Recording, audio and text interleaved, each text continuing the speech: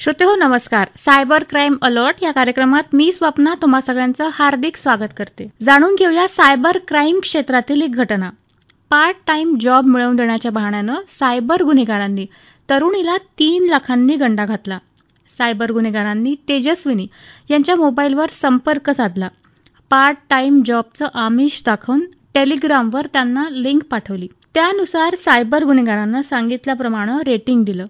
गुंतवणुकीवर अधिक नफा मिळण्याचं आमिष दाखवून त्यांना पैसे जमा करायला सांगितले. तेव्हा त्या तरुणीनं 2,88,000 रुपये जमा केले. तरुणीला नफा आणि मूळ रक्कम सुद्धा परत मिळाली नाही. तेव्हा तिनं पोलीस कंप्लेंट केली. तेव्हा श्रोतेहो, आपण अजून जाणकार होऊया, सतर्क होऊया आणि ऐकूया आजचा आपला सायबर क्राईम अलर्ट हा प्रोग्राम. आज आपण ॲडव्होकेट डॉक्टर महेंद्र लिमये यांच्याशी सारिका पाठक यांनी केलेली बातचीत ऐकूया. श्रोतेहो नमस्कार. सायबर क्राईम अलर्टच्या आजच्या भागात मी सारिका तुम्हा सगळ्यांचं सहर्ष स्वागत करते. श्रोतेहो, सध्या सायबर गुन्ह्यांचं प्रमाण प्रकर्षानं वाढताना दिसतंय. रोजच कुणी ना कुणी यात अडकत असतं. तेव्हा आपण सायबर गुन्ह्यांपासून कसं सावध राहावं याविषयी आज आपल्याला मार्गदर्शन करणार आहेत ॲडव्होकेट डॉक्टर महेंद्र लिमये, जे सायबर सिक्युरिटी तज्ज्ञ आहेत. चला तर त्यांच्याकडूनच आपण अधिक जाणून घेऊया. ॲडव्होकेट डॉक्टर महेंद्र लिमये, आमच्या स्टुडिओत तुमचं खूप खूप स्वागत. धन्यवाद. सगळ्यात आधी तर आम्हाला हे जाणून घ्यायचं आहे की कशा प्रकारचे सायबर गुन्हे जे घडतायत सध्या आणि म्हणजे खूपच प्रचलित झाले आहेत ते आम्हाला जाणून घ्यायचे. सध्या सायबर गुन्ह्यांचा जो वाढ झालेली आहे, हो, याला बऱ्यापैकी कारणीभूत आपलं अज्ञान हे एक सगळ्यात महत्वाचं कारण आहे.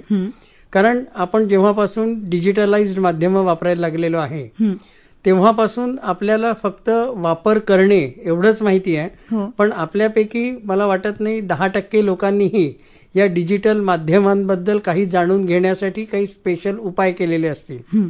जसं आपण ऑनलाईन व्यवहार करतो आहे, मग ऑनलाईन व्यवहार करताना आपण काय काय खबरदारी घ्यायच्या आहेत हे आपण जाणून घेतलेलं नाहीये. किंवा सोशल मीडियावर ज्या काही बातम्या येतात त्या बातम्यांची सत्यता कशी पडताळायची हे आपल्याला माहिती नाहीये. किंवा आपल्याला येणारे ईमेलच्या माध्यमातून किंवा व्हॉट्सअप किंवा इंस्टाग्राम किंवा वेगवेगळी जी आता सोशल माध्यम झालेली आहेत त्याच्यावरनं जी आमिष दाखवल्या जातात ती खरी आहे की खोटी आहे हे तपासून पाहणं किंवा हे कसं तपासून पाहावं याचं आपल्याजवळ प्रशिक्षण नसल्यामुळे आपण जो पहिला भाग म्हटला किंवा सायबर गुन्ह्यांमध्ये प्रचंड वाढ झालेली आहे, ही आपल्या अज्ञानाही त्याच्यात बऱ्यापैकी भर घातलेली आहे. अच्छा. कारण असं आहे की रोज आपल्याला कुठला तरी मेसेज येतो. सगळेजण वेगवेगळी समाज माध्यमं वापरत असतात.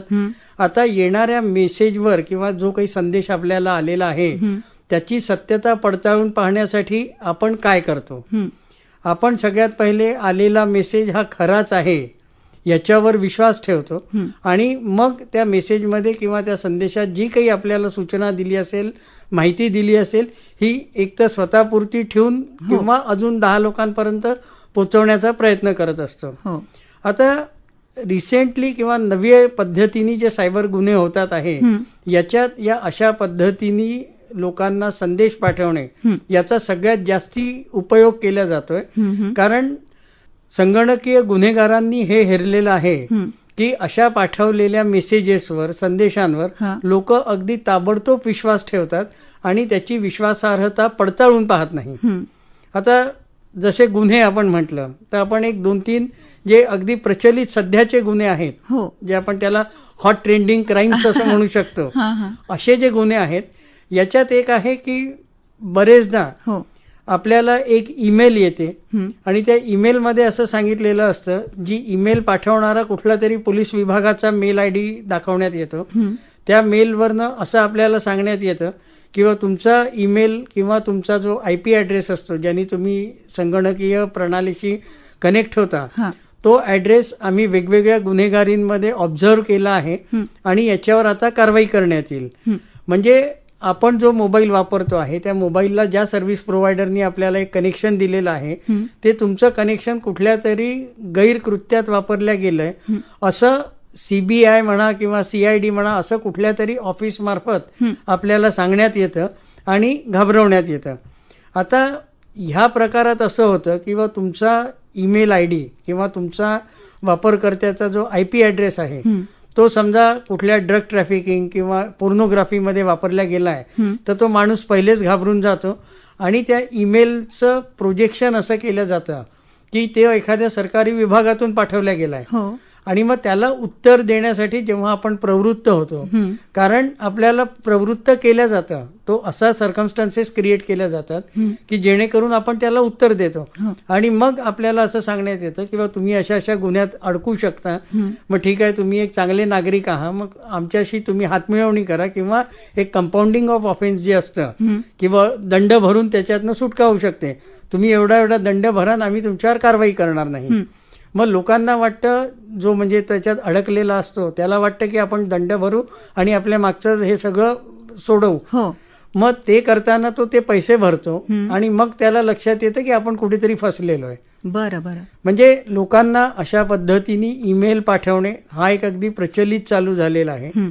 दुसरा याच्यात जो सध्याचा अगदी ट्रेंडिंग चालू आहे, याच्यात जनरली व्हॉट्सअप किंवा इंस्टाग्रामचा वापर केला जातो आणि लोकांना त्याद्वारे संदेश दिला जातो किंवा फोन येतो व्हॉट्सअप कॉलवरून की तुमचा कुठलं तरी पार्सल पकडण्यात आलेलं आहे, आम्ही एन्फोर्समेंट डिपार्टमेंटमधनं बोलतोय, तुम्ही कुठल्या तरी एखाद्या रिनाऊंड कुरिअर कंपनीचं नाव घेतात, यांनी एक पार्सल पाठवलं होतं, ते आम्ही आता सीज केलेलं आहे आणि त्याच्यात ड्रग्ज किंवा अजून काही कॉन्ट्राबँड आर्टिकल्स सापडलेले आहेत आणि आता तुमची तपासणी करण्यात येते. आता आपण कुठलं पार्सल पाठवलं नाही असं जरी म्हटलं तरी ते मग आपल्याला आपला आधार कार्ड किंवा अजून एखादी वैयक्तिक माहिती सांगतात जेणेकरून आपली खात्री बसावी आणि मग जे पहिल्या प्रकारात सांगितलं तसंच फ्रॉड केलं जातं किंवा मी सरकारी विभागातनं बोलतोय, ठीक आहे तुम्ही नागरिक चांगले आहात, आम्ही तुम्हाला याच्यातनं एक कमी नुकसान भरपाईमध्ये टाकू आणि परत पैसा मागितला जातो. तर हे जे रिसेंट फ्रॉड आहे याच्यात सगळ्यात महत्वाचं आपण हे लक्षात घ्यायचं आहे की आपल्याला येणारा कुठलाही मेसेज हा आपण जोपर्यंत त्याचं 100% खातरजमा करत नाही, खात्री करून घेत नाही, तोपर्यंत त्या मेसेजवर आपण कृती करू नये. बरं, हे सगळ्यात महत्वाचं आहे. हो. आज आपण ॲडव्होकेट डॉक्टर महेंद्र लिमये यांच्याशी सारिका पाठक यांनी केलेल्या गप्पा ऐकतोय. पण जर का म्हणजे असं कोणाबरोबर घडतं आहे एखाद्या व्यक्तीबरोबर, मग सगळ्यात पहिले त्यांनी काय करायला हवं, पहिली स्टेप काय आहे? जसं आपण विचारलं किंवा काय करायला हवं, सगळ्यात पहिले तर आपलं डोकं शाबूत ठेवायचं. जेव्हा आपण कुठल्या अशा पद्धतीच्या कृत्यात अडकलेलोच नाहीये, आपण पार्सल पाठवलेलंच नाहीये, हे जेव्हा आपण 100% माहिती आहे आपल्याला, तेव्हा समोरच्यानी काही जरी सांगितलं तरी त्याच्यावर विश्वास न ठेवणे हे आपल्या हातात आहे. पण आपण त्याच्यात समजा आपल्याला वाटतंय अडकतो आहे, तर त्या क्षणी आपण हा आपल्यासोबत जो प्रकार घडतो आहे हा कोणाशी तरी शेअर करावा. आपल्या जवळचे कोणी असतील किंवा पोलिसांशी संबंधित कोणाशी आपली ओळख असेल किंवा वकिली क्षेत्रातल्या संबंधित कोणाशी ओळख असेल किंवा अजून जसं बँकिंग रिलेटेड फ्रॉड असतात, एखाद्या बँक तज्ज्ञाला तुम्ही विचारू शकता की असे असे पैसे मला सांगण्यात आलेलं आहे, याच्यात तथ्यता काय आहे. म्हणजे जिथे आपलं डोकं काम करत नाहीये तिथे दुसऱ्या कुठल्याही, मी ते म्हणतो कुठल्याही व्यक्तीची मदत घ्यावी. जरुरी नाहीये किंवा तुम्ही वकिलाकडे जा किंवा बँकिंग तज्ज्ञाकडे जा किंवा पोलिसांकडे जा, तिसरा व्यक्ती त्याच्यात तुम्हाला नक्कीच एक न्यूट्रल मार्गदर्शन करू शकतो आणि तो तुम्हाला कमीत कमी हे तरी सुचवू शकतो की अरे तू पार्सल पाठवलं नाही तर तुला कसा असा फोन आलेला आहे, तू ते पडताळून पाहतो फोन नंबर कुठला आहे. म्हणजे बरेचदा असं होतं की आपण हा गुन्हा जेव्हा आपल्यावर घडत असतो तेव्हा आपण कोणाशी बोलण्याचं टाळत असतो आणि त्याच्यामुळे त्याचा परिणाम जास्ती होत असतो. म्हणजे सायकोलॉजिकल इफेक्ट खूप जास्ती असतो. आणि आता असं निदर्शनास आलेलं आहे की हे जे संगणकीय गुन्हेगार आहेत हे लोकांची सायकोलॉजी बऱ्या पद्धतीने ओळखायला लागलेले आहेत. कारण आपल्या इथे कसं आहे की एखाद्याला सांगितलं ही गोष्ट 4 लोकांना सांगू नको तू, तर 100 पैकी 90 लोक सांगणार नाही, 10च लोक सांगतील. मग त्या 90 लोकांच्या सायकोलॉजीचा फायदा घेऊन त्यांना या अशा गुन्ह्यात अडकवण्यात येतं. म्हणजे आता जसं एक रिसेंट फ्रॉड झालं, एक व्यक्ती होती, त्या व्यक्तीला असं सांगण्यात आलं की तुझ्या पार्सलमध्ये असं असं सापडलेलं आहे. ती व्यक्ती त्या दिवशी नागपूरच्या बाहेर काम करत होती. ती व्यक्ती नागपूरच्या बाहेर आपल्या जॉबवर असताना तिला तो कॉल आला. त्या व्यक्तीचं बँकिंग सगळं नागपुरातून होत होतं, कारण मोठी अमाऊंट त्यांनी मागितलेली होती. ती मोठी अमाऊंट ट्रान्सफर करण्यासाठी ती व्यक्ती त्याच्या कामाचं गाव सोडून नागपुरात आली व्यक्ती ती 3 दिवस नागपुरात होती आणि मग 3 दिवसानंतर इकडनं तिकडनं पैसे जमवून तिने ते पैसे ट्रान्सफर केले. आता हा जो 3-4 दिवसाचा वेळ होता त्या व्यक्तीकडे, त्या 3-4 दिवसामध्ये त्या व्यक्तीने कोणाशी तरी हा विचार किंवा हा तिच्यावर घडणारा जो प्रकार आहे त्या व्यक्तीवर हा शेअर केला असता तर नक्कीच काही ना काही वेगळा उपाय तिला समजू शकला असता. पण हे जे गुन्हेगार आहे हे लोकांची सायकोलॉजी जी असते किंवा कोणाला सांगितलं हे कोणाला सांगू नको नाही तर अजून त्याचे वाईट परिणाम होतील ह्या भीतीपायी कोणाला सांगत नाही. तर सगळ्यात पहिले हे लक्षात ठेवायचं आहे की असं कुठलंही आपल्यावर वाटलं, कोणी आपल्याला फसवतंय किंवा गुन्हा आपल्यावर घडण्याचा एक प्रयत्न होतो आहे, तेव्हा सगळ्यात पहिले हे आपण कोणाशी तरी शेअर करणं गरजेचं आहे. कारण सगळ्याच जणांजवळ आता सोशल माध्यमातनं किंवा वर्तमानपत्रातनं किंवा आपण जसा जनजागृतीचा कार्यक्रम घेतोय त्या माध्यमातनं बऱ्यापैकी माहिती प्रसारित होते, प्रचलित होते. त्या माहितीचा तेव्हा नक्की वापर होऊ शकतो आणि म्हणूनच आपल्यावर जेव्हा असा गुन्हा घडत असतो किंवा आपल्याला वाटतं आपण कुठे फसवल्या जातोय तेव्हा सगळ्यात पहिले ही माहिती आपण 8-10 लोकांसोबत शेअर करून त्यातली तथ्यता जाणून घेणं, ती पडताळून घेणं सगळ्यात जास्ती महत्वाचं आहे. नक्कीच. आज आपण ॲडव्होकेट डॉक्टर महेंद्र लिमये यांच्याशी सारिका पाठक यांनी केलेल्या गप्पा ऐकतोय. आणि मग ॲडव्होकेट डॉक्टर महेंद्र लिमये हे पण जाणून घ्यायचं आहे आम्हाला की सायबरचे जे गुन्हे घडतात मग ते कुठल्या प्रकारचे असतात. कारण मुख्यत्वे करून फायनान्शियल गुन्हे ऐकिवात आहेत, मग अजून कुठले कुठले पण घडत असतातच. बघा, फायनान्शियल गुन्हे याच्यासाठी जास्ती ऐकिवात आहे की जिथे लोक तक्रार करायला जातात. पण दुसरे गुन्हे जे असतात ज्याला आपण पोर्नोग्राफिक क्राईम म्हणतो, ज्याच्यात एक तर लोकांचा सेन्सिटिव्ह माहिती जी असते त्या माहितीचा दुष्परिणाम होत असतो, त्या माहितीचा वापर होत असतो. पैसा गेला तरी लोक लाजेखातर हळूहळू ते बाहेर यायला लागलेलं आहे की लोकांचा पैसा जातोय. पण जिथे लोकांची अब्रू जाते आहे किंवा लोकांची सेन्सिटिव्ह माहिती लीक होते आहे अशा पद्धतीचे गुन्हे अजून बाहेर येत नाहीये. कारण बऱ्याच युवतींना म्हणा किंवा महिलांना त्यांचे फोटो जे मॉर्फ केलेले असतात ते फोटो दाखवून ब्लॅकमेल केलं जातं किंवा असे तुमचे फोटो अवेलेबल आहेत याचा वाईट परिणाम होईल.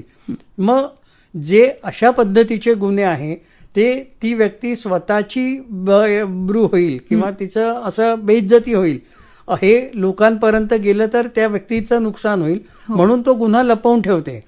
म्हणजे बरेचदा म्हटलं जातं की जसा गुन्हा करणारा जास्ती हे आहे तसंच जो गुन्हा सहन करतो आहे त्याचाही इक्वल रोल आहे. तर हे अशा पद्धतीचे गुन्हे आहेत की तोंड दाबून बुक्यांचा मार आहे. म्हणजे एखाद्या महिलेला समजा तिचे अश्लील फोटो पाठवले तर ती पोलीस तक्रार द्यायलाही घाबरेल कारण ते फोटो दाखवणार कसे आहे. मग तिथे अशा पद्धतीचे गुन्हे उघड होत नाहीये. तर पोलिसांकडे प्रत्येक विभागामध्ये महिला अधिकारी असतात. तर मी या कार्यक्रमातनं असं आवाहन करू इच्छितो की असा आपल्याबाबत समजा काही चुकून गुन्हा घडला असेल किंवा कोणी आपल्याला अशा पद्धतीने गुन्ह्यात अडकवण्याचा प्रयत्न करत असेल तर त्या किंवा नागपूर सायबर सेल आहे तिथे जाऊन महिला अधिकाऱ्यांना भेटवून त्यांना विश्वासात घेऊन त्यांना ही माहिती दिली तर बऱ्यापैकी आपलं म्हणजे लवकर समाधान होऊ शकतं. पण कसं असतं की जसं सांगितलं एक तर दुसरं प्रायव्हसी असते, माहितीचा गैरवापर केला जातो. आता हा माहितीचा गैरवापर म्हणजे शॉपिंग करताय तुम्ही मग त्याचे रिवॉर्ड पॉईंट मिळतील, हे मिळतील. आता ह्याच्यातनं जो आपला गैरवापर होतोय हे आपलं कुठलं माहिती जाते हे आपल्याला कळत नसतं. फायनान्शियल फ्रॉड ताबडतोब लक्षात येतो कारण तिथे आपला पैसा गेलेला आहे. पण अब्रू जिथे जाते तिथे आपण ती चव्हाट्यावर आणू शकत नाही, तक्रार करू शकत नाही. किंवा ही जी माहिती आहे आता ही माहिती खरं म्हणजे लीक कुठनं झाली हे आपल्यालाच माहिती नसतं. त्याच्यामुळे आपल्याला आपल्या माहितीचा गैरवापर होतो आहे आणि हा एक गुन्हा आहे हे अजूनही कळलेलं नाहीये. आता आपल्या या कार्यक्रमाच्या अंतर्गत मी सांगू इच्छितो की भारत सरकारने आता digital personal data protection act हा आत्ताच 2013 ऑगस्टमध्ये पारित केलेला आहे. याच्यात आपली जी वैयक्तिक माहिती आहे ती वैयक्तिक माहिती सुरक्षित ठेवणं हे जिथे माहिती आपली जाते त्यांच्यावर एक नेमून दिलेलं कार्य आहे. म्हणजे जसं आपण एखाद्या दुकानात जातो तिथे तो आपलं क्रेडिट कार्डची माहिती घेतो किंवा अजून काही 2-4 माहिती घेतो तर ती माहिती त्यांनी कशासाठी वापरायची याच्यावर काही भारत सरकारने निर्बंध घातलेले आहेत.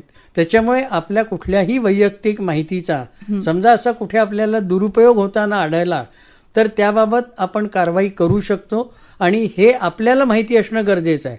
अच्छा. म्हणजे बरेचदा असं होतं की आपल्याला फोन नंबर कॉल येतो की तुम्हाला लोन पाहिजे आहे का. मग आता लोन पाहिजे आहे का म्हटल्यावर मग मी बँकेचा खातेदार आहे की नाही आहे हे पहिले आपण त्याला विचारायचं आहे. लोन देताय तुम्ही, पण मला कुठल्या आधारावर लोन देताय, काय करताय. म्हणजे तो पहिला 2-3 प्रश्न असे असतात, लोन पाहिजे का, हे करताय का, मग तो आपल्याकडनं माहिती घेणं चालू करतो. तुम्ही काय करता, काय नाही, काय नाही.